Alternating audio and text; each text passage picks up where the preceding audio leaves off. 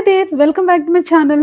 ఈ వీడియోలో the Hindu news పేపర్‌లోని ఒక important and interesting news topic ద్వారా కొన్ని కొత్త వర్డ్స్, వాటి మీనింగ్స్ చూద్దాం. Let's get started.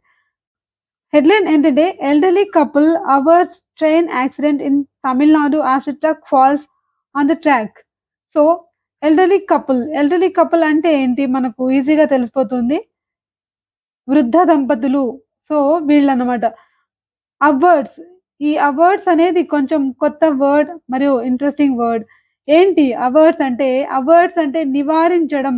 ఏదైనా ఒక ప్రమాదాన్ని అంటే ఏదైనా ఒక చెడుని జరగకుండా ఆపడం. అటువంటి సందర్భాల్లో మనం అవర్ట్ అన్న వర్డ్‌ని ఉపయోగించొచ్చు. So, elderly couple averts what did they avert? ఏమి ఆపారు?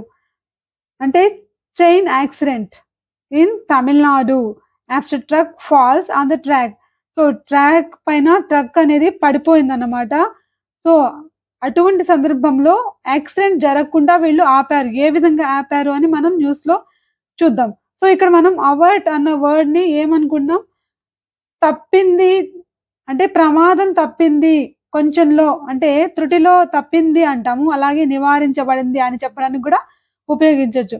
కొన్ని ఎగ్జాంపుల్స్ మనం తీసుకుంటే A disaster was narrowly averted. చూడండి మనం ఇక్కడ ఓన్‌గా కొన్ని ఎగ్జాంపుల్స్ చూద్దాం. ఆ డిజాస్టర్ అంటే ఒక ఉపద్రవం అనేది, ఒక వైపరీత్యం అనేది త్రుటిలో తప్పింది. An earthquake was narrowly averted. త్రుటిలో తప్పింది. భూకంపం అనేది త్రుటిలో తప్పింది. ప్రమాదం అనేది త్రుటిలో తప్పింది, నివారించబడింది అని కూడా మీనింగ్ వస్తది. లేకపోతే తప్పింది అని చెప్పడానికి కూడా చెప్పొచ్చు. An accident was narrowly averted. Averted అన్నమాట. సో, ఇలా మనం అవర్ట్ అన్న వర్డ్‌ని ఉపయోగించొచ్చు. I tried my best to avert the fight. నేను ఆ గొడవని ఆపడానికి నా వంతు నేను ప్రయత్నం చేశాను. అంటే నివారించడానికి నేను ప్రయత్నం చేశాను. I tried my best to avert that fight. ఇలా మనం అవర్ట్ అన్న వర్డ్‌ని ఉపయోగించొచ్చు. మరి అవర్ట్ అంటే ఒకటే మీనింగా అంటే కాదు. ఇంకొక మీనింగ్ కూడా ఉంది. అదేంటంటే మనకు నచ్చని సంఘటన ముందు జరుగుతున్నప్పుడు కళ్ళు అంటే చూపు తిప్పుకోవడం అన్నమాట. చూపు తిప్పుకోవడం అనే అర్థంతో కూడా ఉపయోగించొచ్చు. సో, ఎగ్జాంపుల్‌కి I averted my eyes from the terrible scene in front of me. So, నా కళ్ళ ముందు ఆ భయంకరమైన సంఘటన నేను చూడకుండా చూపు తిప్పుకున్నాను. అంటే నేను చూడడానికి ఇష్టం లేకుండా నా చూపుని మరలించాను అని చెప్పేటప్పుడు ఇలా చెప్పొచ్చు. I averted my eyes from the terrible accident in front of me.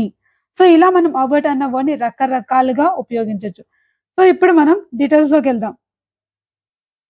Displaying extraordinary grit, an elderly couple ran for a few meters on the railway track near Bhagavatipuram station to stop an approaching train.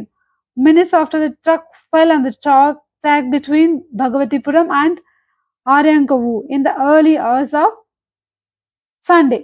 ఇక్కడ చూస్తే displaying అంటే ఏంటి అంటే ఏం ప్రదర్శిస్తూ అంటే extraordinary అంటే అసామాన్యమైన. Grit అంటే ఏంటి? గ్రిట్ అనేది ఇక్కడ మనకు చెప్పుకోదగ్గ వర్డ్. అదేంటంటే గ్రిట్ అంటే ధైర్యము, సాహసము అని. అంటే కరేజ్ ఆర్ కరేజియస్‌నెస్ 2.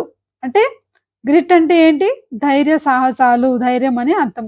సో, ఈ అపారమైన అసామాన్యమైన ధైర్యాన్ని ప్రదర్శిస్తూ an elderly couple అంటే వృద్ధ దంపతులు ran for a few meters కొన్ని మీటర్ల వరకు పరిగెత్తారు. ఆన్ ద రైల్వే ట్రాక్ అంటే రైల్వే ట్రాక్ మీద పరిగెత్తారన్నమాట. నియర్ ద ఈ భగవతిపురం స్టేషన్ దగ్గర జరిగింది ఇది. To stop and approaching train అంటే దగ్గర పడుతూ ఉన్న ట్రైన్‌ని ఆపడానికి వీళ్ళు కొన్ని మీటర్లు పరిగెత్తారు. సో, ఇది నిజంగా చెప్పుకోవాలంటే ఈ వయసులో వీళ్ళు సాహసమే చేశారు అని చెప్పుకోవచ్చు. వీళ్ళకొక సాల్యూట్ మనం కొట్టొచ్చన్నమాట.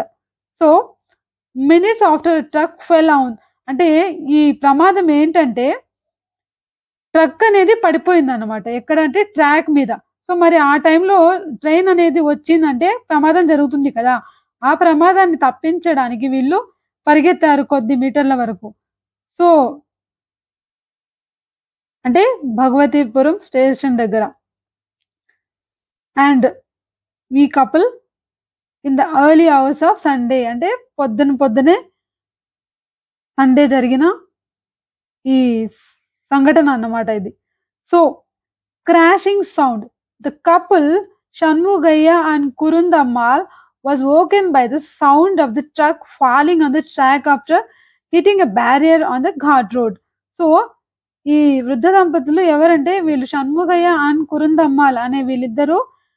ఇక్కడ చూడండి, మనం ఏమంటున్నాం, ఇక్కడ ఇద్దరు కదా, మరి వాజ్ అని ఎందుకు అంటున్నాం అంటే వీళ్ళని కపుల్ అంటున్నాం, జంట అంటున్నాం కాబట్టి వాజ్ అనాలి. వాజ్ వాట్ వోకెన్ బై అంటే మేలుకొనబడ్డారు, అంటే మేలుకున్నారు. మేలుకున్నారంటే వాళ్ళంతటా వాళ్ళ మేలుకుంటే వాళ్ళే మేలుకుంటే మనం దే వోకప్ అనొచ్చు. కానీ యాక్చువల్లీ దే వర్ ఓకన్ అప్. ఇక్కడ కపుల్ అంటున్నాం కాబట్టి this couple was ఓకన్ up. ఓకన్ up అంటే నిద్ర లేపబడ్డారు. దేంతో అంటే by the sound of the truck falling. ఈ ట్రక్ కింద పడ్డ ఆ సౌండ్ కి వాళ్ళు మేలుకున్నారు అనమాట.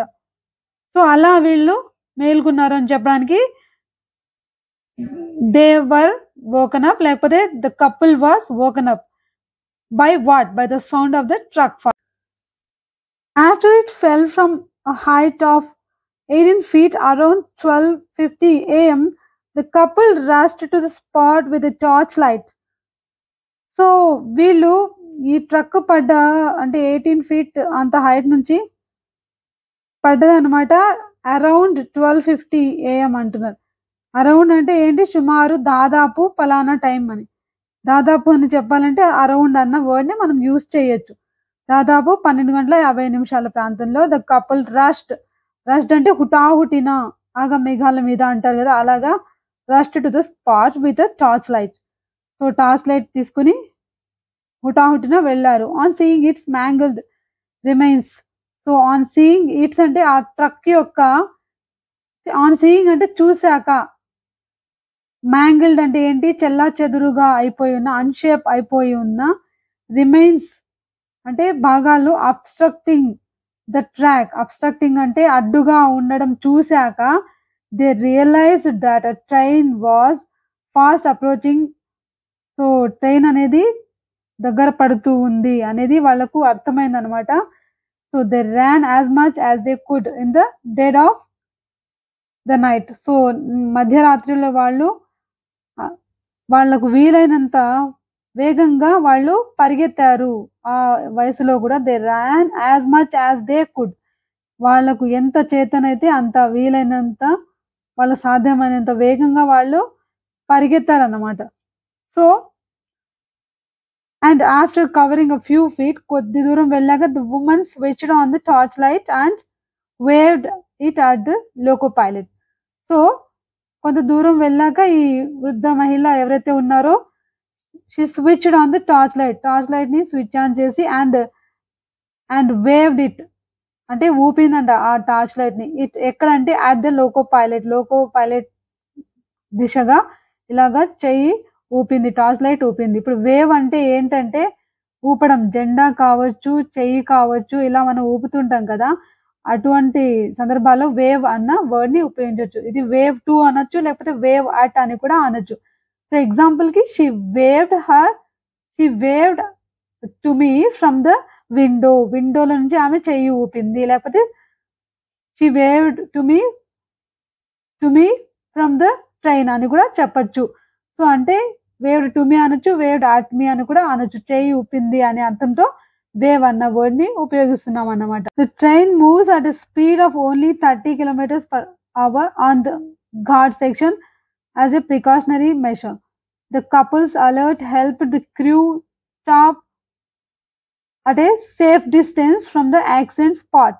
సో వీళ్ళు ఈ కపుల్స్ యొక్క అలర్ట్ అంటే వీరి యొక్క అప్రమత్తత దేనికి కారణమైందంటే క్రూ అంటే రైల్వే విభాగం, రైల్వే అధికారులు